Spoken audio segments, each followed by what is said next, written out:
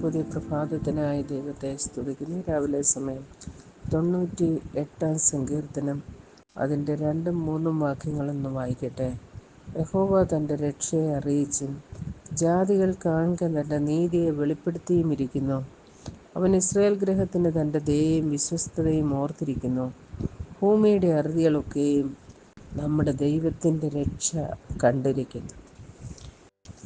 സങ്കീർത്തനക്കാരൻ യഹോവയ്ക്ക് പുതിയ പാട്ട് പാടുകയാണ്. കാരണം ദൈവം ചിലതൊക്കെ ചെയ്തു. ദൈവം തൻ്റെ രക്ഷയെ അറിയിച്ചു. ജാതികൾ കാണുക തൻ്റെ നീതിയെ വെളിപ്പെടുത്തി.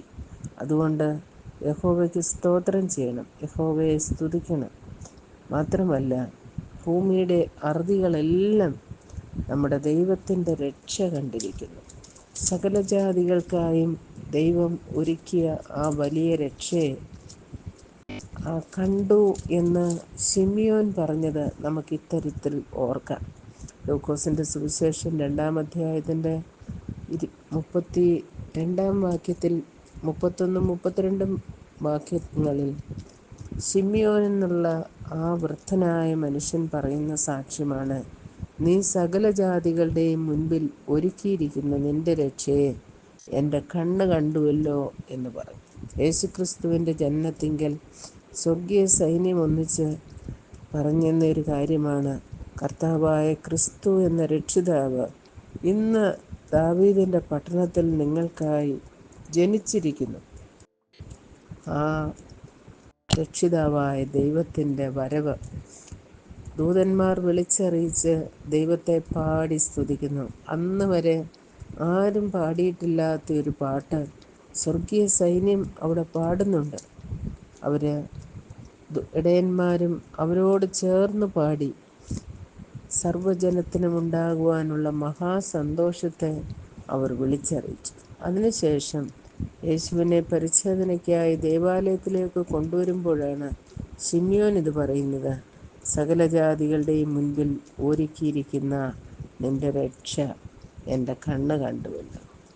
ശിമിയോന് ജീവിതത്തിൻ്റെ ഒരു അഭിലാഷമായിരുന്നു. താൻ മരിക്കുന്നതിന് മുൻപ് വാഗ്ദത്ത മശീഹയെ, രക്ഷകനായ കർത്താവിനെ ഒന്ന് കാണണമെന്നുള്ള വാഞ്ചയോടെ ദൈവാലയത്തിൽ കഴിഞ്ഞ ആ പ്രവാചകന് അത് കാണുവാനിടയായിത്തീർന്നു. തീത്തോസിൻ്റെ ലേഖനത്തിലേക്ക് വരുമ്പോൾ നാം വായിക്കുന്നത് 2-ാം അധ്യായത്തിൽ സകല മനുഷ്യർക്കും രക്ഷാകരമായ ദൈവകൃപ ഉദിച്ചു വരും. ആ ബേത്ലഹേമിൽ ആ കർത്താവായ യേശു ക്രിസ്തുവിൻ്റെ ജനനം ഒരു ദൈവകൃപയുടെ ഉദിപ്പായിരുന്നു.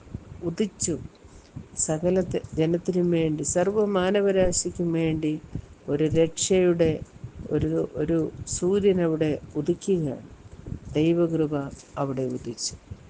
നമുക്ക് ചെയ്യുവാനുള്ളത് ഇത്ര വലിയ രക്ഷ നമുക്ക് നൽകിത്തന്ന കർത്താവിനെ നാം പാടി സ്തുതിക്കണം. സങ്കീർത്തനക്കാരൻ അതാണ് ചെയ്യുന്നത്. യഹോവയ്ക്കൊരു പുതിയ പാട്ട് പാടുകയും അവൻ അത്ഭുതങ്ങളെ പ്രവർത്തിച്ചിരിക്കുന്നു. സകലത്തിൻ്റെയും ഉടയവനായ സർവശക്തനായ ദൈവം ഒരു മനുഷ്യ ശിശുവായി, ഒരു മനുഷ്യ സ്ത്രീയുടെ ഗർഭപാത്രത്തിൽ ഉരുവായി ഈ ലോകത്തിലേക്ക് വന്നു.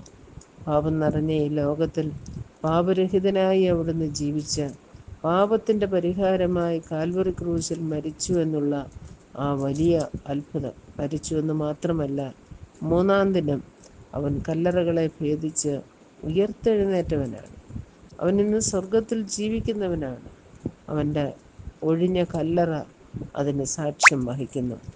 ആ ദൈവത്തെ പുതിയ പാട്ടോടുകൂടി സന്തോഷത്തോടുകൂടെ നമുക്ക് സ്തുതിക്കാം, അവനെ ആരാധിക്കാം.